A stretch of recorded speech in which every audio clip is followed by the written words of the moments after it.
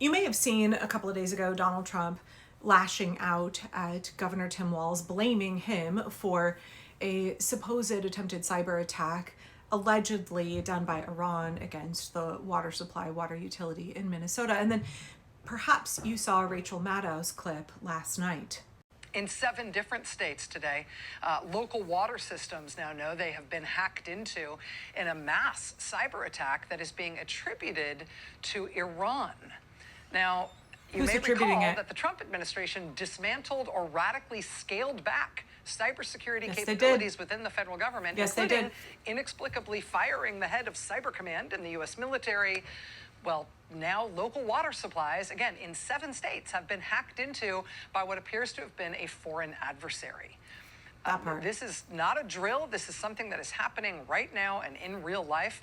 President Trump initially tried to blame the state of Minnesota and its Democratic governor for this attack, now that it is at least 7 states, and so definitely, by definition, it is not Minnesota's fault.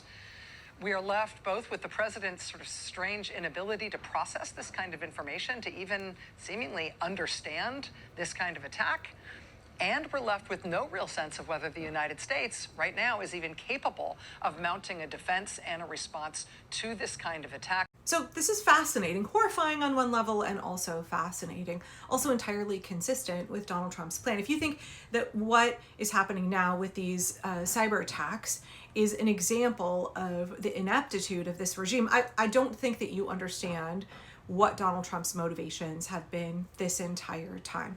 Because I would argue that this is not a glitch, this is a function of his intentional dismantling of the functionality of the United States government. He is trying to open up windows so that bad things will happen to us. He is trying to cause harm. Donald Trump is a malignant narcissist with a narcissistic wound, multiple narcissistic injuries, for his failed insurrection on January 6th, for his humiliating loss to Joe Biden in the 2020 election, and for his 34 felony convictions, and for being found liable of sexually assaulting E. Jean Carroll.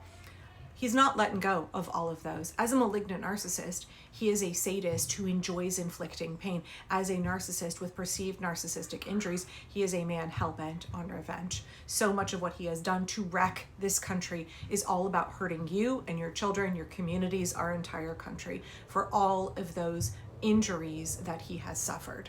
So by gutting cybersecurity in the United States, he knew that he was making communities everywhere more vulnerable to cyber attacks, that he was making our entire nation less secure and more vulnerable. And add on to that the fact that authoritarians intentionally try and break functional systems so that they can sweep in and try and take away your rights, claim your rights, and say, I need to do this in order to fix the country.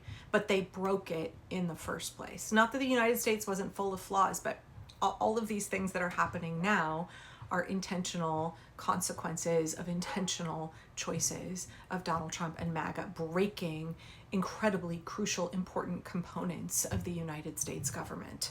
And yeah, Donald Trump is going to try and blame Tim Walz because he has a vendetta against Tim Walz because 2024 election and all of the ways that Walz made him look really bad, right?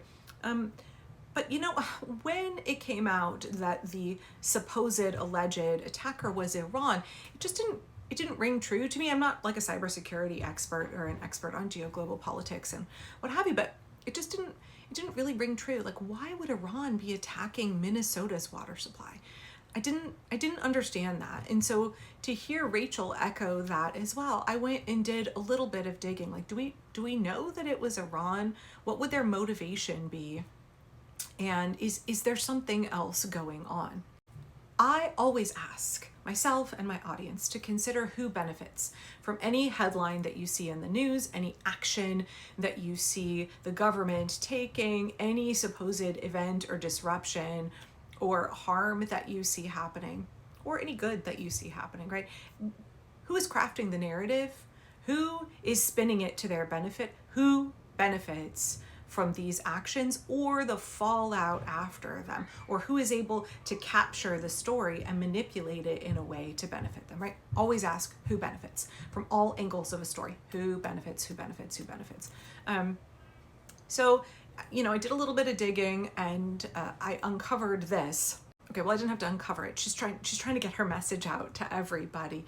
But there is a group of organizers in Minnesota who've been talking about how suspicious they are about the claims that this attack has come from Iran. Wait, why would Iran cyber attack Minnesota's water infrastructure? Why would Iran even care about Minnesota's water infrastructure? Good It question. doesn't make any sense, I right? have the same question. You're right. That doesn't make any sense. But do you know who does care about Minnesota's water infrastructure? Unfortunately, the answer is Israel. Meet Waterfall Security Solutions. Waterfall is an Israeli tech company, and it's contracted with St. Paul, Minnesota, to protect the city's water system. Waterfall is stacked with Zionists who have literally held leading positions in the Israeli military, which is now helping the United States bomb Iranian schools, hospitals, and yes, water infrastructure. And Waterfall's founder has boasted of doing offensive cybersecurity, aka cyber attacks, for the Israeli military.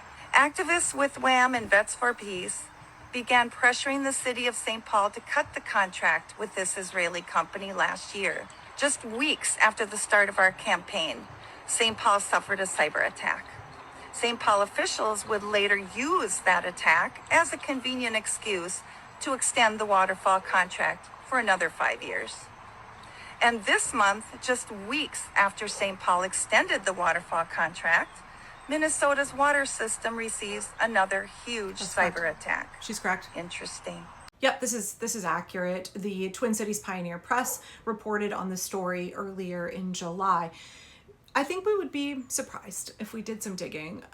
I think people actually are becoming far more aware and trying to raise awareness about how many Israeli companies have significant amounts of control over American municipalities, over segments of the American economy. It's not just AIPAC having an influence over our politics. It's not just the IOF getting a tremendous amount of our taxpayer dollars. There is a broad spectrum, very deep and wide infiltration. And then the question becomes who benefits? Who benefits? When Rachel was talking in her clip about the vulnerability that the United States is now experiencing when it comes to cyber attacks, when it comes to adversaries, foreign governments who are adversarial to the United States, I would like to remind everybody that the United States government plays ally to Israel, but Israel is not our ally. Israel is not an ally of the American people at all, especially now that we are seeing a majority of Americans don't want our taxpayer dollars going to fund a genocide in the Middle East. We don't want our taxpayer dollars going to do Bibi Netanyahu's will and to carry out the wishes of a violent, atrocity committing ethno-state, right? So I think when we're looking at this greater issue of the way that Donald Trump is destroying the infrastructure of the United States and making us weaker and more vulnerable to foreign governments, the question that we should all be asking is who are our adversaries and who are our friends? Who benefits from the weakening of American cybersecurity?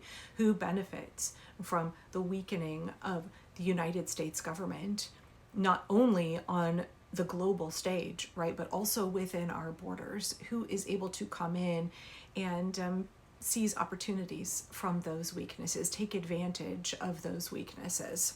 I'm going to leave you with the conclusion of the video from Women Against Military Madness and also drop links to them in the video description if you are interested in supporting what they are doing in Minnesota, or if you are interested in learning about how your community could be similarly vulnerable and what you can do to organize to keep your local, county, state taxpayer dollars out of the pockets of companies that support Israel's genocide, Israeli companies that are helping enact a genocide, then I really encourage you to go check out their website. Okay, thanks for watching. I would love to know what you think about who our adversaries are and who benefits from all of this. But what is the lesson here? We at Women Against Military Madness think it's very clear. Israel does not keep us safe. Israel is not protecting anyone. It is murdering babies, stealing land, and generating worldwide violence and chaos that threatens us all. And if you're in St. Paul and you're outraged about your city's complicity with Zionism and apartheid, please stay tuned to WAMM socials as we announce our next steps towards getting the city of St. Paul to cut all ties with the genocidal state of Israel.